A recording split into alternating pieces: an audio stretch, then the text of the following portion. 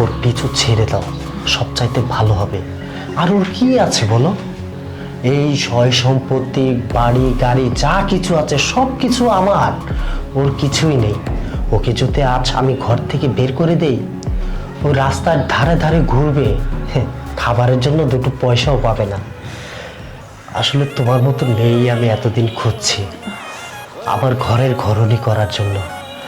আর সেই মেয়েটা তুমি, আমার মনে হচ্ছে তুমি পারফেক্ট।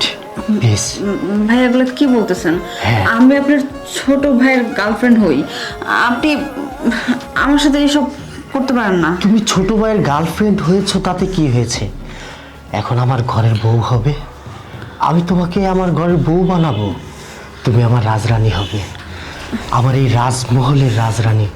আমি তোমাকে অনেক সুখ দেব, অনেক সুখ দেব, যা কিনা আমার ছোট ভাই দিতে পারবে না।